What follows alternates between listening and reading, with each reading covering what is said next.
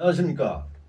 50년 역사성에 빛나는 한국 미취학 교육의 중심 한국자연건강회장 한사호입니다. 날씨가 많이 추워졌습니다. 여러분 감기 조심하십시오. 오늘은 암투병 자연의학으로 해야 되는 이유에 대해서 설명해 드리도록 하겠습니다. 세계보건기구 WHO에서 암의 발병 원인으로서 음식이 차지하는 비율이 35%입니다.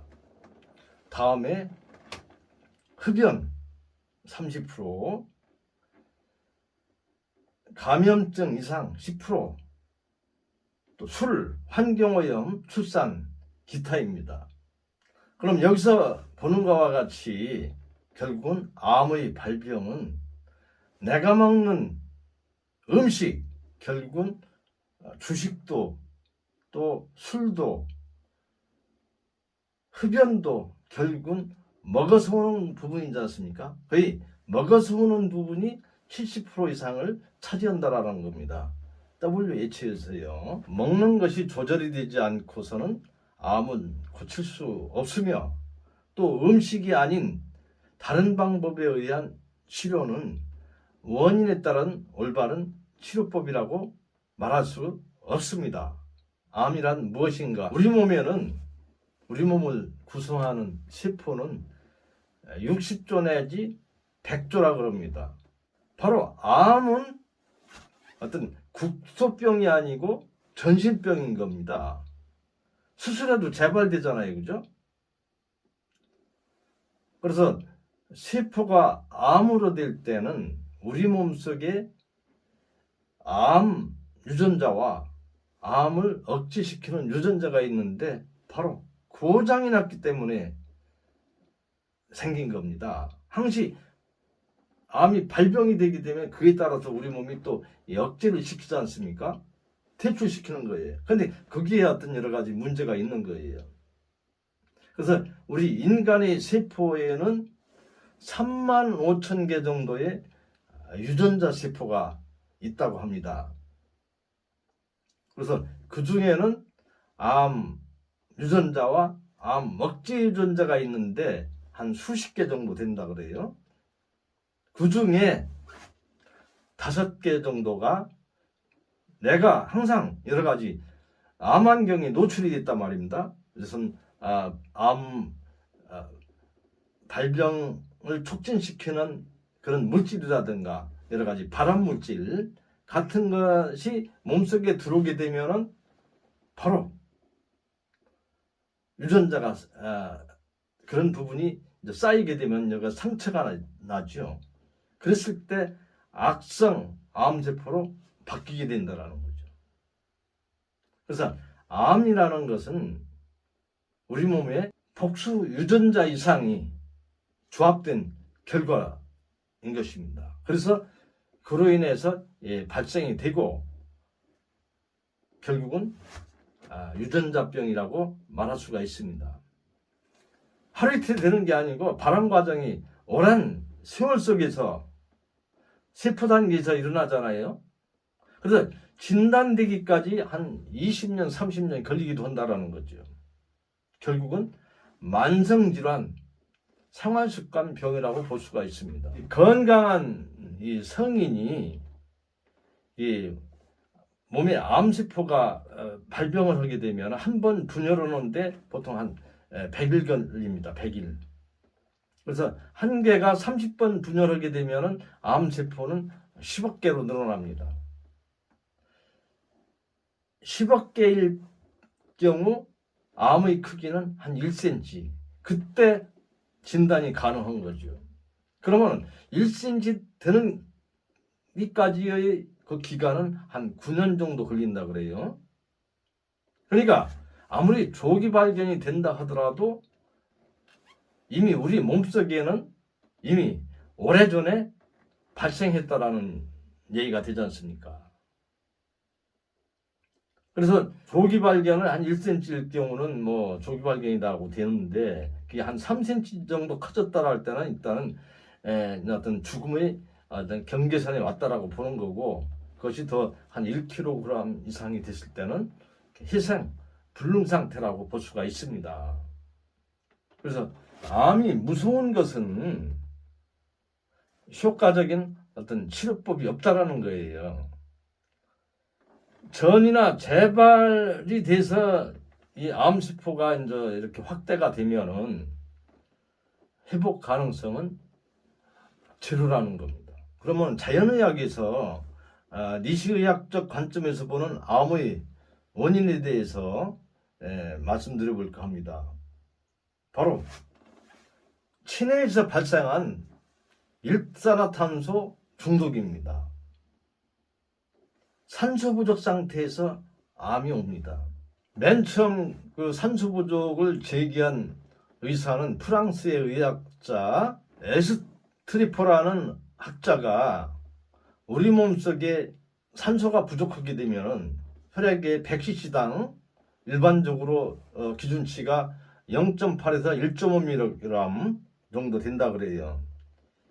그래서 산소 부족 상태가 기준치의 10배 이상이 되게 되면은 암이 세포가 암세포로 된다라는 이론을 발표를 했습니다.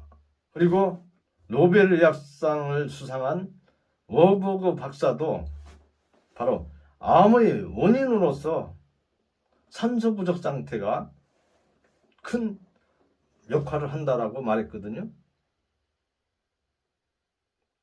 그러면 우리가 보더라도 우리 체내 산소 있지 않습니까?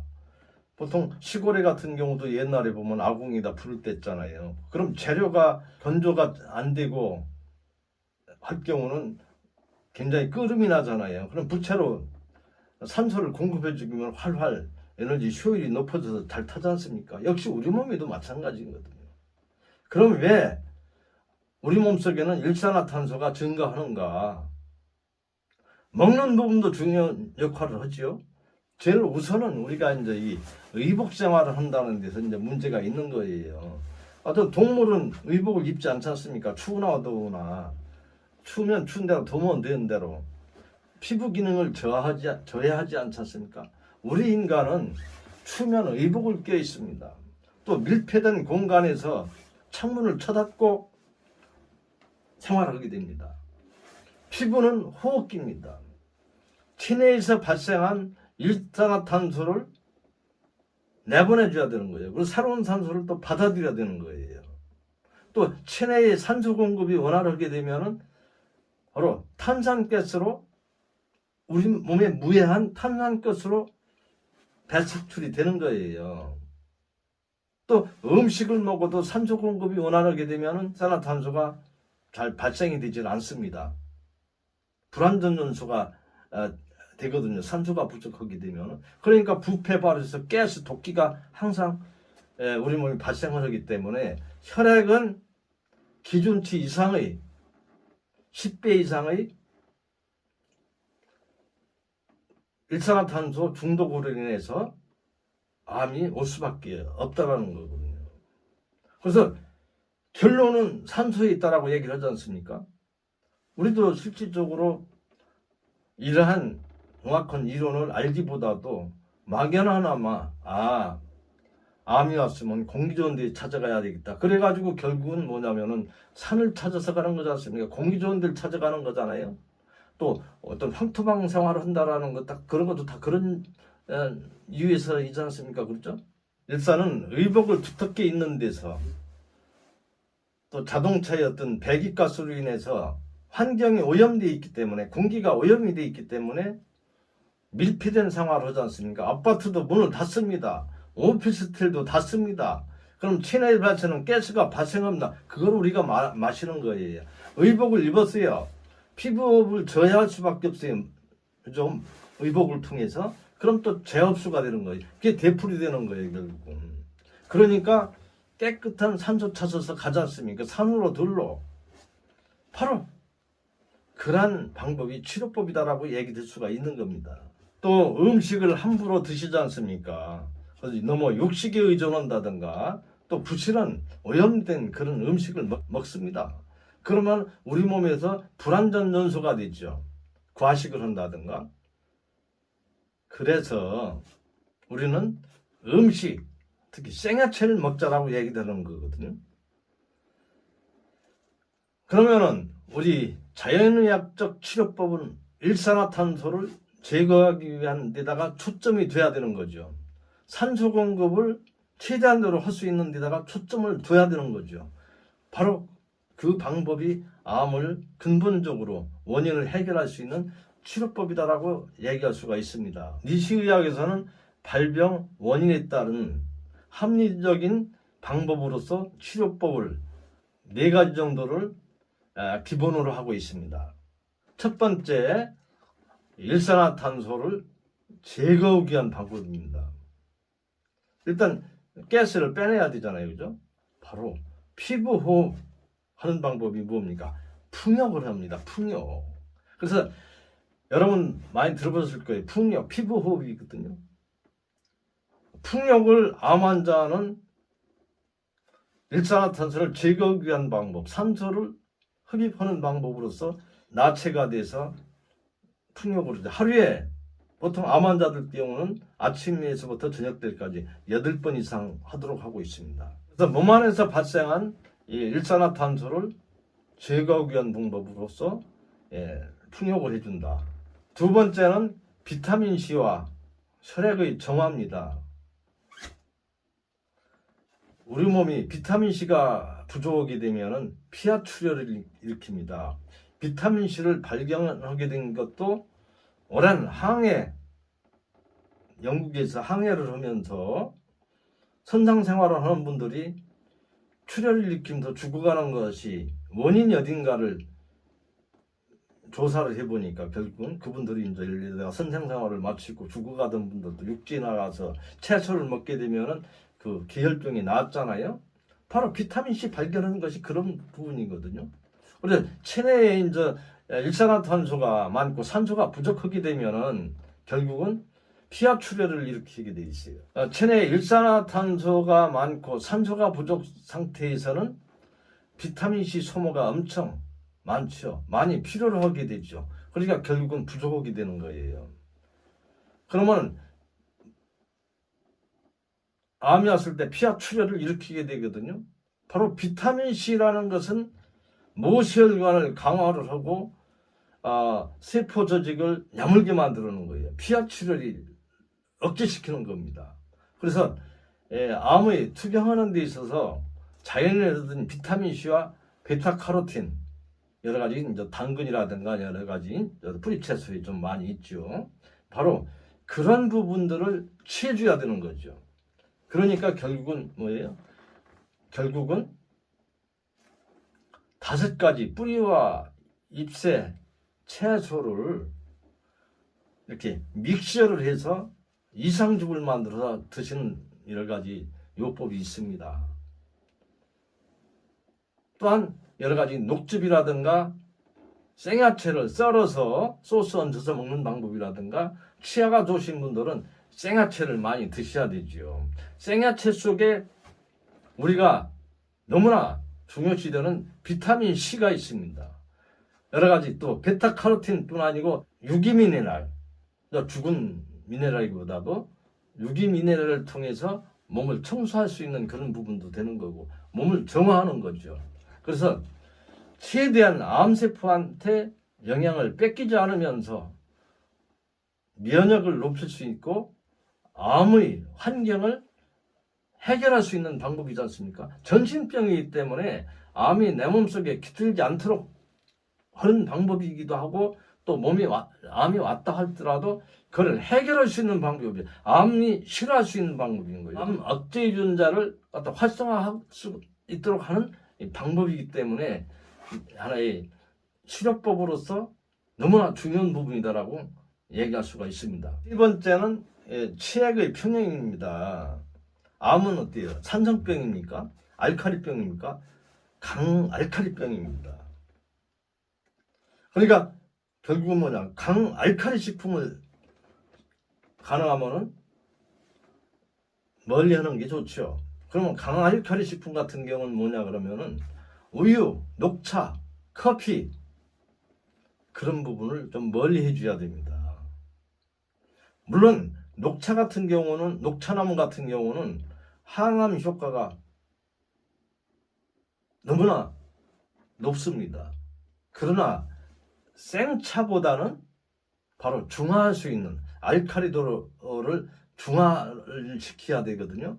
그러려면 어때요? 이제 발효 녹차, 보이차 같은 경우는 굉장히 우리 몸을 해독 작용도 높일 뿐더러 도움이 된다라고 볼 수가 있는데, 이 발효되지 않은 생녹차 같은 거는 굉장히 해롭습니다. 특히 커피도 강알칼리 식품이거든요.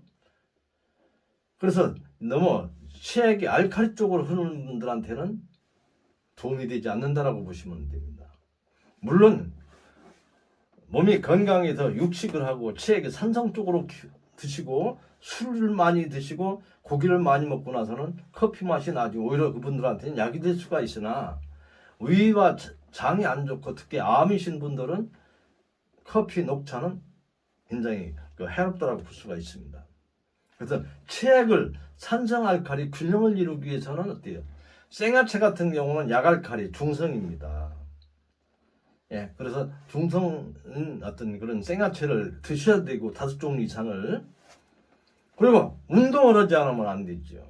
교감신경을 높여줘야 됩니다. 야외 활동을 통해서 햇빛을 봐야 됩니다. 바로 체액의 균형을 생각해주는 그런 생활 중요하다고 하겠습니다. 네 번째는 혈액순환을 촉진이죠. 피를 돌려줘야 되지 않습니까? 흐르는 물은 썩지 않지 않습니까? 세포에 영양 공급이 돼야 되고 노폐물이 제거돼서 우리 몸을 환경을 안전히 정화를 해야 되는 거거든요. 그러려면 니시의학 6대 법칙, 생활이 요법이기 때문에 모관 운동을 통해서 모세혈관 기능을 강화해서 혈액순환의 원동력을 향상시키고, 붕어 운동이라든가 합장합척, 등장 운동을 통해서 우리 몸을 다 조정해서 효율을 100% 이끌어줘야 되는 그런 생활이 중요한 부분이거든요. 그래서 암은 바로 전신병이고, 우리 몸에 그런 암이 발생할 수밖에 없는 여러 가지 환경적인 그런 부분이 근원적으로 제거돼야 되는 거고, 생활이 요법이니만치 바로 여러분들의 생활이 변화되지 않은 상황에서는 해결할 방법이 없다라는 거죠. 암이 있게 되면 암으로 인해서 체내 독소가 엄청나게 발생을 합니다. 그렇기 때문에 방치돼서 이런 요법을 행하는 데 있어서도 역부족일 수가 있습니다. 그래서 수술을 하지 않을 수가 없는 상황이 오거든요.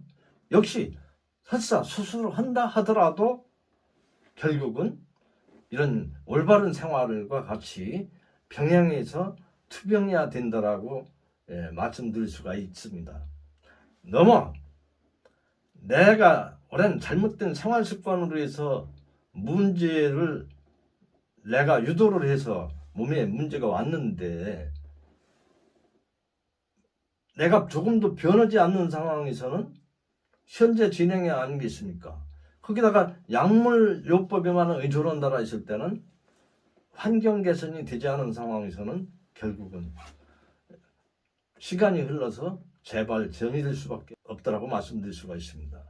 암 투병하는 데 있어서는 올바른 생활 습관, 생활이 바로 요법이니만큼 내가 변해야 됩니다. 그래서 변하지 않는 이 상황에서 모든 사고도 경직이 돼 있고 우리의 생활도 조금도 나아지지 않는 가운데서는 모든 질병은 현재 진행형으로 될 수밖에 없는 거고, 그래서 나의 잘못된 생활의 어떤 결과물로서 왔다라고 받아들이는 가운데서 내가 변해야 된다라는 것을 말씀드리고 싶습니다. 여러분들께서 아셔야 되는 그런 부분은 매스컴에서 보면은 의학이 발달이 돼서 옛날에는 의학이 발달이 됐기 때문에 치율이 40%였는데 의학기술의 발달로 해서 60%다라는 얘기를 많이 듣습니다. 그러면은 모르시는 분들 같은 경우는 요즘은 뭐 암도 별거 아니던데 수술해서 항암 약물이 발달됐기 때문에 한 60%는 낫는데 그 별거 아니야 그렇게 말씀하시는데 그렇지가 않습니다. 이 60%라는 것은 5년 생존율을 말씀드리고 있습니다. 결국은 암이 무섭기 때문에 이 세상과 작별해야 될 분들은 현대의학이 발달됨으로 인해서 60% 정도는 5년 이상을 생존시킬 수 있다라는 얘기입니다. 결국은 뭐냐면 바로 연명치료다라는 거죠. 이것은 그 의학자들께서는 부인할 수 없는 그런 부분이잖아요.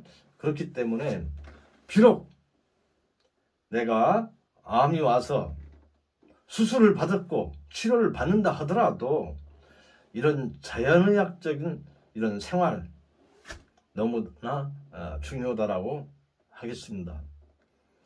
앞으로도 이런 암에 대한 부분에 대해서 계속해서 여러분들한테 작은아마 정보를 전할 수 있도록 노력하겠습니다. 감사합니다.